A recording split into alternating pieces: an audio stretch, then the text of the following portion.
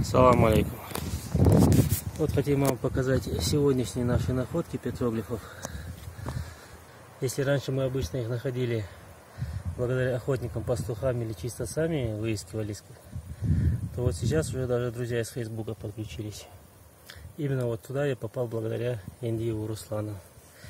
Здесь мы видим вот таких два петроглифа. Крест, вокруг круг, и сверху тоже видим еще, так скажем, в кавычках, настроение. И сбоку вот здесь рука уже человеческая. Рука, если, конечно, сравнить с моей, это уже получается, я думаю, детская рука, потому что, вот видите, вот моя рядом с ней заметно выше, даже вот пальцы, видите, сантиметров на 3, на 4 больше.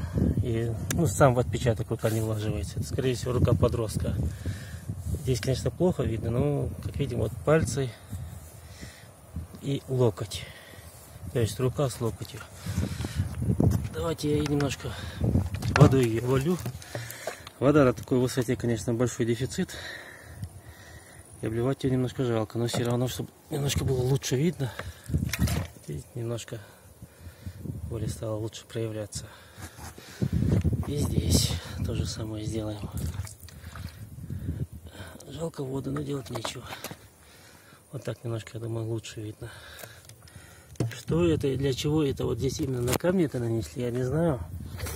Но если мы сейчас немножко вот так наверх поднимемся,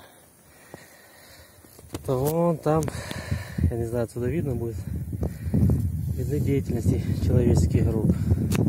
Такая каменная кладка. Это может быть просто там для террасы сделано или боковое укрепление дороги. И вон там то же самое. Но прежде чем уйти, я, конечно, спущусь и там сниму. Что еще интересно, вот здесь поверху когда-то приходила древняя арабная дорога. Здесь я, конечно, не поднимался до сих пор, но вот если пройти немножко вбок, там находится Бархани и Тори. Вот над поверху этих поселений уходит дорога. Она огибает вот этот Теламский хребет по ущелью Араб-Хачуаш, попадает к башне Пиал, и оттуда уже уходит, одна уходит в Тарскую долину, одну в сторону Алпуна, и еще одна дорога огибает вот этот хребет сзади, поднимается к храму Диалити, который находится прямо вот над нами сейчас. Ну, не прямо над нами, немножко левее.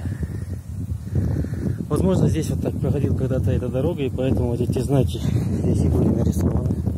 И что еще интересно, если пройти по ущелью Араб-Хачуаш, там находится вот точно такой же знак, но он сделан немножко по-другому. Из извести, вот как по-ингушски говорят, маркл. Он сделан из извести и нанесен на камень. Именно крест и круг. Именно вот по этой дороге. Возможно, и здесь, наверное, какие-то познавательные знаки или обереги от чего-то.